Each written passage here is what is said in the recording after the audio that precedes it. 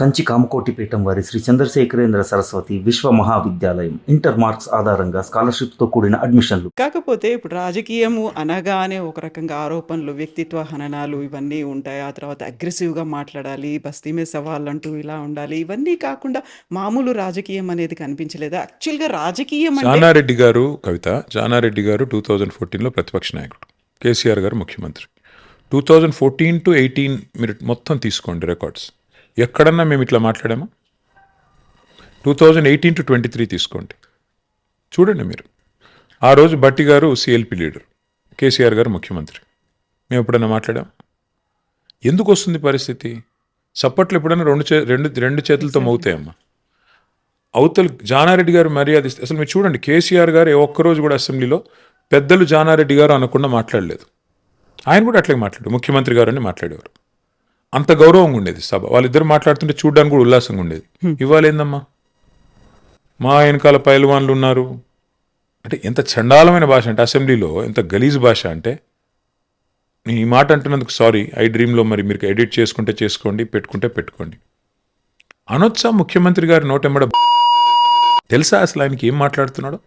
ఇంకా శాసనసభలో గౌరవ ముఖ్యమంత్రి గారు మా సభానాయకుడు మాట్లాడినాక అది మమ్మల్ని ఉద్దేశించి నేనేం చేయాలి? కవిత నోరు మూసుకుని ఉండాలా? ఏం చేయమంటారు చెప్పండి? సో సభా విలువలు, సంస్కారము రెండు వైపులా ఉంటాయి తప్ప ఒకవైపు నుంచి ఉండవమ్మ. ఆయన మర్యాదగా మరి నేను చెప్పాను, నేను పబ్లిక్గా కూడా అప్పీల్ చేశాను, నువ్వు కేసీఆర్ గారిని తిట్టడం మానేస్తే నేను తిట్టను, నీ చేరు గౌరవం ఇస్తా, నువ్వు నన్ను తిట్టు కావాలంటే పడతా, నీకంటే చిన్నోడిని, కానీ నువ్వు కేసీఆర్ గారిని అంటే మాత్రం వదిలిపెట్టను, నువ్వు ఒక్కటంటే 10 అంట అని చెప్పా. అది 100% నేను ఈరోజు కూడా దాన్ని కట్టుబడి. ఓకే. సో ఈ రాజకీయాలు ఒక అనివార్యంగా అయిపోయాయి. ఒకరి మీద ఒకరు అదే ఇంతకుముందు తూతూ మేమే అనేది ఇలా ఉంటుంది అనుకున్నప్పుడు ఒరిజినల్‌గా రాజకీయం అంటే మీరిచ్చే డెఫినేషన్ ఏంటి అసలు? రాజకీయం అనే దాన్ని ఎంత చండాలంగా తయారు చేశారంటే, అంటే సినిమాల్లో కానీ అదర్వైజ్ కానీ ఇప్పుడు రాజకీయ నాయకులకి సమాజంలో ఎక్కడ గౌరవం లేదమ్మా. వాస్తవం చెప్తున్నాను నేను. రాజకీయం అంటేనే ఒక నికృష్టమైన వ్యవహారం. అది రాజకీయ నాయకులు మాట్లాడుతుంటే టీవీలు బంద్ చేసుకోవాలన్న పరిస్థితి వచ్చింది ఈరోజు. వాస్తవాలు చెప్తున్నాను నేను. But end of the day though, మీకు ఇష్టం ఉన్నా లేకపోయినా ఈ రాజకీయమే ప్రజాస్వామ్యంలో మీ ప్రతి దైనందిన జీవితంలో ప్రతి చర్యని స్పృశించేది, ప్రభావితం చేసేది, నిర్ణయించేది రాజకీయమే. అల్టిమేట్గా ప్రజాప్రతినిధులు ఎవరైతే ఉన్నారో వారే తెల్లారలేస్తే మీరు మాడే ఉప్పు, పప్పు, సబ్బు, మీ బండ్లో పోసుకునే డీజిల్, పెట్రోల్తో సహా అన్నిటి ధరలు, వాటి ట్యాక్సులు నిర్ణయించేది రాజకీయమే. కాబట్టి మీకు ఇష్టం ఉన్నా లేకపోయినా పట్టించుకోవాలి, పట్టింపు ఉండాలి. ఎలాంటి రాజకీయం కావాలో మీరు నిర్ణయించాలి. అది సమాజం ఆలోచించుకోవాలి. ఎలాంటి రాజకీయం ఉండాలి? మాట ఇచ్చి తప్పే రాజకీయం కావాలా? గ్యారంటీల పేరిట గారడీ చేసే రాజకీయం కావాలా? లేదా ఒక మాట ఇస్తే తప్పకుండా నిలబెట్టుకునే రాజకీయం కావాలా? ప్రజలు ఆలోచించుకోవాలి. సో ఇప్పుడు పార్టీల గురించి మాట్లాడుకున్నప్పుడు, రాజకీయాల గురించి మాట్లాడుకున్నప్పుడు ఎప్పుడైనా అరే బీఆర్ఎస్ పార్టీ ఈ తప్పు చేయకుండా ఉంటే బాగుండేది, ఇలాంటి పొరపాటు చేయకుండా ఉంటే బాగుండేది? చాలా చేసాం కవిత. ఒకటి, అందరం మనుషులమే కదా, మేము తప్పు చేయలేదు, మేము దైవాంశ సంభూతులం అని నేను పొరపాటును కూడా అన్నాను. చాలా తప్పులు చేశాము, చాలా పొరపాట్లు జరిగినాయి. ఎగ్జాంపుల్ చెప్తాను. టీఎస్పీఎస్సీ పేపర్ లీక్ అయింది. తక్షణమే పీకి పారేయాలి ఆ బోర్డుని. ఆ బోర్డుని ఎత్త అవతల పాడేస్తే పిల్లల ఆగ్రహం తగ్గేది. ఆ బోర్డు దరిద్రం అంతా మేము మోసినట్టు అయింది. చివరికి తప్పు మాది కాదు, ఎవరో చేసిన తప్పు, కానీ ఆ దరిద్రం అంతా మాకు చుట్టుకుంది. తప్పే కదా అది. అట్లాంటివి ఎన్నో జరిగినాయి. డెఫినెట్గా ఇలాంటివి జరిగినాయి. రెండో తప్పు, మేము చేసిన పని సరిగ్గా చెప్పుకోలేదు. ఉదాహరణకు చెప్తాను.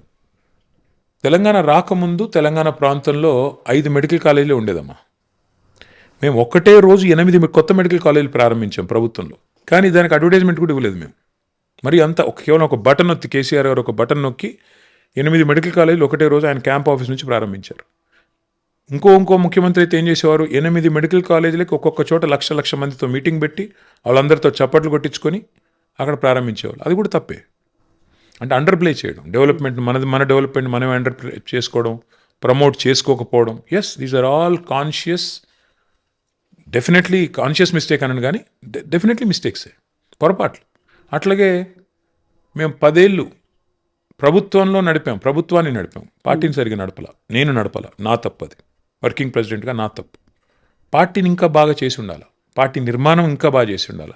మా కార్యకర్తల కష్టాలు కానీ ఇంకోటి కానీ కన్నీళ్ళు కానీ వాళ్ళకి ఇచ్చే నామినేటెడ్ పొజిషన్లు కానీ ఇవన్నీ కూడా ఇంకొద్దిగా శ్రద్ధ పెట్టి పనిచేయాలి. కానీ మేమేమనుకున్నామంటే, కొత్త రాష్ట్రం, కష్టపడి తెచ్చుకున్న రాష్ట్రం, 100 మంది త్యాగాలతో వచ్చిన రాష్ట్రం, ప్రజలు కోరుకుంటుంది డెవలప్మెంట్, ప్రజలు కోరుకుంటుంది సంక్షేమం, దాని మీద దృష్టి పెడదామని చెప్పి 24/7 ఒక టాస్క్ లాగా పనిచేసాం. పార్టీని విస్మరించాం. దానివల్ల కూడా చాలా నష్టం జరిగింది. కార్యకర్తలు ఎవరైతే మా కోసం అగ్రెసివ్గా పనిచేయాలో వాళ్ళు నిర్లిప్తంగా అయిపోయారు. ఏముందిలే, డైరెక్ట్గా అన్ని పోతున్నాయి పథకాలు, డైరెక్ట్గా ప్రజలకు అందుతున్నాయి కదా, మాకేంలే అన్నట్టు కొంత ఉదాసీనంగా మారిపోయారు. దానివల్ల కూడా నష్టం జరిగింది. ఇవన్నీ పొరపాట్లే. కేసీఆర్ గారు చేసినటువంటి పొరపాటు ఏంటనుకుంటున్నారు మీరు?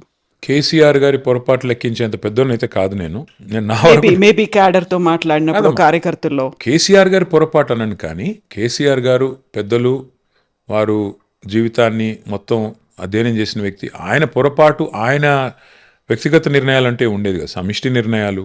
అందులో భాగంగా ఏమన్నా ఎక్కడ చిన్న చిన్న పొరపాట్లు జరిగితే, for example TSPSC paper leak, అది సమిష్టి నిర్ణయమే. అల్టిమేట్గా హెడ్ ఆఫ్ ది స్టేట్గా వారు నిర్ణయం తీసుకొని ఉండాలా.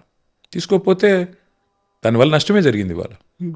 కేసీఆర్ గారికి సంబంధించి ఆయన ఉద్యమ లీడర్గా ఉండి ఆ తర్వాత సీఎంగా మారిన తర్వాత మారిపోయాడు అనేటువంటి ఒక తీవ్రమైనటువంటి ఒక మాట, ఆరోపణ వినిపించేది. ఆ తర్వాత సీఎం నుంచి ప్రతిపక్ష నాయకుడిగా మారింది. ఆయన మారాల్సినటువంటి అవసరం ఉంది అనేది సో పర్టికులర్గా పార్టీ క్యాడర్ దగ్గర నుంచే వినిపించింది. ఆంగ్లంలో ఒక సామెత ఉందమ్మా, success has many fathers, failure is an orphan.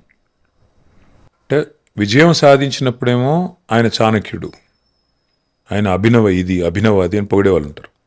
ఓడిపోతే వాళ్ళే నానా రకాలుగా విమర్శ చేస్తారు. సో ఇది కామన్, పెద్ద విషయమే కదా. KCR is KCR, is a living legend. ఆయన ఒక బ్రాండ్. ఆయన మాట్లాడినా సంచలనమే, మాట్లాడపోయినా సంచలనమే, ఆయన ఏం చేసినా సంచలనమే. కాబట్టి కేసీఆర్ గారు చాలా సెక్యూర్ లీడర్ అమ్మా. ఆయన is one of the most secure leaders I have seen. ఇవాళ రాజకీయాలు ఎంత దరిద్రంగా ఉన్నాయంటే, ఒకరోజు పేపర్లో నా వార్త రాకపోతే, నా ఫేస్ రాకపోతే నన్ను మర్చిపోతారేమో ప్రజలు అనే ఒక అభద్రతలో కొంతమంది నాయకులు బతుకుతూ ఉంటారు. ఇక్కడ కేసీఆర్ మీటింగ్ పెడితే కౌంటర్ మీటింగ్ పెట్టి పాపం వాళ్ళు ప్రచారం కోసం పాకులాడుతూ ఉంటారు కొంతమంది, even though they are in the highest position of the state. KCR గారు జగిత్యాలలో మీటింగ్ పెడితే ప్యారల్గా మీటింగ్ పెట్టి టీవీ ఛానళ్ళ కవరేజ్ కూడా సగం సగం వచ్చేటట్టు చూసుకుంటారు. కేసీఆర్ గారు ఇక్కడ స్టేట్ కమిటీ మీటింగ్ పెడితే చిట్ చాట్ అని పెట్టుకొని ఏదో పేపర్లో తెల్లారి ఈక్వల్ ఫుటింగ్లో రావాలని తాపత్రయపడే దౌర్భాగ్య దేశం ఇది. కానీ KCR is such a secure leader. 2.5 years అయిపోయింది. ఆయన హార్డ్లీ 3-4 times మాట్లాడారు బయటకు వచ్చి. But he's a secure leader. And why are people missing him today? ఎందుకంటే లీడర్ గ్రేట్నెస్ అది. ఒక లీడర్ అనేవాడు ఆయన చేసిన పని తరతరాలుగా గుర్తుండిపోతుంది కాబట్టి, ఒక ఇంప్రింట్ ఉంటుంది కాబట్టి, ఒక చెరగని ముద్ర ఉంటుంది కాబట్టి లీడర్కి ఇన్సెక్యూరిటీ ఉండకూడదు. That is KCR. కేసీఆర్ బయటికి రాకపోయినా, బయటకు వచ్చి మాట్లాడకపోయినా కేసీఆరే. ఏనుగే అంటారు కదా, అంతే. కాకపోతే సైలెంట్గా ఉన్నారు, ఎందుకు మాట్లాడట్లేదు, ఎందుకు బయటికి రావట్లేదు? గోడ మీద ఏలాడదీసే తుపాకీ కూడా మౌనంగానే ఉంటుంది. పేలే వరకు శత్రుఘ్ని కూడా, తోపు కూడా పేలే వరకు చాలా మౌనంగా ఉంటుంది. పేలితే ఎట్లా ఉంటుందో ఒక విస్ఫోటనం. కేసీఆర్ ఇస్ కేసీఆర్ అమ్మ. అట్లా అంటే నేనేమంటున్నా అంటే, కేసీఆర్ గారికి మేము ఉన్నాం కదా, ఇప్పుడు ఇంతమందిని తయారు చేశారు ఆయన. మేము మాట్లాడే ప్రతి మాట కేసీఆర్ గారి మాటే కదా. ఆయన కాదని, ఆయన కార్యకర్తలు మేమంతా, ఆయన అభిమానులం. ఆయన మాకు ఇచ్చే డైరెక్షన్ ప్రకారం మేము మాట్లాడతాం. మేము తీసుకునే ప్రతి కార్యక్రమం, మేము చేసే ప్రతి పోరాటం కేసీఆర్ గారి బ్లెస్సింగ్ లేకుండా అవుతుందా? కేసీఆర్ గారు చెబితేనే మేము ముందుకు నడిచేది. కాబట్టి ఆయన నడిపిస్తున్నాడు. నాయకుడు అనేవాడు నడిపించాలి. ప్రతి సందర్భంలో నాయకుడు అనేవాడు ముందుండాల్సిన అవసరం లేదు. వెనకాల ఆయన నుంచి అట్లా ఒక శక్తిలాగా అట్లా ఉండి మమ్మల్ని బ్లెస్సింగ్ ఇస్తే చాలు. ఆయన నాకు తెలియక అడుగుతా, మమ్మల్ని తట్టుకోలేకపోతున్నాడు చిట్టినాయుడు. కేసీఆర్ గారు ఎందుకమ్మా ఆయనకి? నాకు అర్థం కాదు. కేసీఆర్ స్థాయి మనిషి కాదు ఆయన. ఎప్పుడు వస్తారు అంటే బయటికి? కేసీఆర్ గారికి నేను నీకు అప్పుడు కూడా చెప్పాను, మళ్ళీ చెప్తాను. ఎప్పుడు గేర్ మార్చాలో కారుది ఆయనకి తెలుసు. So leave it to him. He's the leader. He's the man who decides. So ఆయన ప్రోగ్రామ్ డిసైడ్ చేసేంత పెద్దవాళ్ళం మేము ఎవరం కాదు. ఆయన ప్రోగ్రామ్ ఏంటో, ఆయన ఎప్పుడు రావాలో, ఏం చేయాలో, ఎలా చేయాలో ఆయనకు తెలుసు. Okay, I don't want to enter into politics అనుకున్నాను, కానీ అనివార్యంగా అవి కూడా వచ్చేస్తాయి. బట్ మీరు చాలా చాలా చాలా రోజులు అవుతుంది ట్విట్టర్లో ఆస్క్ కేటీఆర్ అనేటువంటి ఒక సెగ్మెంట్ని అస్సలు కండక్ట్ చేయట్లేదు. చేయలేదమ్మా. ఎందుకు? టైం దొరకట్లేదు ఈ మధ్యన ఎక్కువ. నిజానికి చెప్పాలంటే నన్ను ఇంట్లో కూడా తిడుతున్నారు. నువ్వు గవర్నమెంట్లో బిజీ అన్నావు, ప్రతిపక్షంలో బిజీ అంటున్నావు, ఏంది ఇది, ఎప్పుడు ఇంకా ఫ్రీ అవుతావని. So what I realize is time పడుతుంది. బట్ ఈ మధ్యన ఎక్కువ టైం దొరకట్లేదు. ఇంకెక్కువ తిరుగుతున్నాను, టైం దొరకట్లేదు ఆనెస్ట్గా. ఓహ్! సో, టైం దొరకట్లేదు అనుకున్నప్పుడు బయట మీరెంత చేసినప్పటికి కూడా ఈవెన్ వాళ్ళు సంతృప్తి ఉందా, ఎక్స్‌పెక్టేషన్స్ ఉన్నాయా, ఇవన్నీ అయినప్పుడు కూడా చెయ్యలేదు అని తిట్టుకునేవాళ్ళో, ఇంతసేపు మేము వెయిట్ చేసినప్పుడు, అరే! ఇంకెంతసేపు అంటే కింద చాలామందున్నారు, టైం పడుతుంది. ఏం ఇవన్నీ చేయమంటావు? ఉన్నప్పుడు కంప్లెయింట్స్ అనేవి ఉంటాయి. దెన్ ఫ్యామిలీ టైమ్ అనుకున్నప్పుడు అక్కడ ఫ్యామిలీలోంచి కూడా కొన్ని గొడవలనేవి ఉంటాయి. కొన్ని అర్థం చేసుకోవాల్సినటువంటి అవసరాలుంటాయి. You are not spending much time with them. పిల్లలకి, స్కూళ్ళకి, కాలేజీలకి వెళ్ళాలి అంటే how you are like able to manage those things? I'm not able to manage. ఎవడు చెప్పాడు మీకు నేను మేనేజ్ చేస్తున్నాను? ఎనీ సక్సెస్ఫుల్ పర్సన్ అంటే వాళ్ళ ప్రొఫెషన్లో సక్సెస్ఫుల్ కావాలి అనుకుంటే they have to make personal sacrifices. There is no choice. Number 1. Number 2, చాలామంది మాడుతుంటారు వర్క్ లైఫ్ బ్యాలెన్స్ అని. వర్క్ లైఫ్ బ్యాలెన్స్ అంటే ఏమి ఉండదమ్మా. That's nonsense. అది ఇంపాసిబుల్. అది ఎవడి వల్ల కాదు. అది ఇంపాసిబుల్. అది అచీవ్ చేయడం అనేది సామాన్యమైన విషయం కాదు. అది జరగని పని. ఇప్పుడు మనం ఈరోజు ఇక్కడ కూర్చొని మాట్లాడుతున్నాం. మీ ఇంటి వాళ్ళు ఎదురు చూస్తూ ఉంటారు. మా ఇంటి వాళ్ళు ఎదురు చూస్తుంటారు. ఎక్కడుంది వర్క్ లైఫ్ బ్యాలెన్స్? అది ఇంపాసిబుల్. ఇప్పుడు మళ్ళీ ఇక్కడ ఎక్కిన తర్వాత కార్లో ఫోన్లు ఉంటాయి, వాట్సాప్ మెసేజ్లు ఉంటాయి, అవి 100 ఉంటాయి. అన్నింటికో అడ్రస్ చేసుకుంటూ ఇంటికి పోవాలి. Sometimes body present mind absent అన్నట్టు ఉంటుంది. ఎదురుగా కూర్చుంటాం, మనిషి ఇట్లా కూర్చొని ఉంటాం, కానీ ఎంతసేపు ఫోన్ పీక్తుంటుంది, పక్కన ఎవరో ఫోన్ చేస్తుంటారు. సో ఫిజికల్గా అక్కడ ఉన్న మనిషి అక్కడ లేడు. ఇది ఈరోజు పరిస్థితి. వర్క్ లైఫ్ బ్యాలెన్స్ అనేది ఇట్స్ ఎ మిత్. అది లేదు. నెంబర్ 1. నెంబర్ 2, ఎస్ నువ్వు సక్సెస్ఫుల్ కావాలంటే సాక్రిఫైస్లు తప్పవు. నేను చేయలేదు అబ్బా బువ్వా కావాలంటే కుదరదు. సో ఫ్యామిలీ అర్థం చేసుకుంటారు, అందరూ అర్థం చేసుకుంటారు. Once you're successful everybody will enjoy the success, everybody will revel in that success. So it's a good thing. Life చాలా చాలా షార్ట్ కవిత. కాబట్టి తప్పకుండా ఏదైనా ఒక అంబిషన్ పెట్టుకుని, ఒక డ్రైవ్ పెట్టుకుని పని చేసుకుంటూ పోయే క్రమంలో త్యాగాలు తప్పవు, తిట్లు తప్పవు. Part of life. And Shailima గారి దగ్గర నుంచి వచ్చేటువంటి ఒక పెద్ద కంప్లైంట్ అంటే ఏం చెప్తారు మీరు? ఇలా టైమే, ఇంకేముంటుంది? అందరి కంప్లైంట్ అదే ఉంటుంది. టైం ఇవ్వట్లేదు, పిల్లల్ని పట్టించుకోవట్లేదు, ఆరోగ్యం పట్టించుకోవట్లేదు, ఇవన్నీ ఉంటాయి. ఇంకా తప్పదు కదమ్మా. అండ్ ఇద్దరు పిల్లల దగ్గర నుంచి ఏమొస్తాయి? Similar complaint. సో యూజువల్గా పేరెంట్స్ టీచర్ మీట్ అంటే పేరెంట్స్ వెళ్ళాల్సినటువంటి అవసరం ఉంటుంది. ఇప్పుడు అయిపోయింది. ఇంకా నాకు కూతురు స్కూల్ కూడా అయిపోయింది. మన లాస్ట్ పేరెంట్ మీటింగ్ పోదామంటే నా కూతురు వద్దన్నది. సో ఐ సెడ్ యారే నా లైఫ్లో లాస్ట్ పేరెంట్ టీచర్ మీటింగే నేను వస్తానంటే వద్దొద్దు నేనే పోనున్నది. ఓకే. సో దానివల్ల పోలేదు. కానీ బట్ కొన్ని అటెండ్ అయ్యాను, బట్ ఇంకా చాలా వరకు మిస్ అయ్యాను. That's part of life. Okay. So మీరు స్ట్రిక్ట్ ఫాదరా లేకుంటే ఫ్రెండ్లీ పేరెంటా? నా పాటికి నేను ఫ్రెండ్లీ అనుకుంటా, వాళ్ళు ఏమనుకుంటారో వాళ్ళని అడగాలి, నేనేం చెప్తా. నా పాటికి నేను చాలా కూల్ ఫాదర్ అనుకుంటా. కాబట్టి అట్లా ఉండదు కదా, ఇక కిడ్స్ విల్ థింక్ అదర్వైజ్. కానీ but I think pretty lenient father. ఒకప్పుడు మీరు మండేస్ హ్యాండ్లూమ్ని ప్రమోట్ చేయాలి అనేవాళ్ళు. ఇప్పుడు కూడా చేస్తున్నారా? ఇప్పుడు కూడా ఎవ్రీ మండే వేసుకుంటున్నాను. ఇప్పుడు కూడా మా టీం కూడా వేసుకుంటున్నారు. మా ప్రయత్నం మేము చేస్తున్నాం. ఓకే. సో హ్యాండ్లూమ్ అనగానే శైలిమ గారికి మీరేమన్నా హ్యాండ్లూమ్ శారీసో లేకుంటే అలాంటివి డిఫరెన్సెస్ ఏవేవి హ్యాండ్లూమ్స్ అనేది తెలుసా? అసలు మీకు ఎప్పుడైనా కొనిచ్చారా?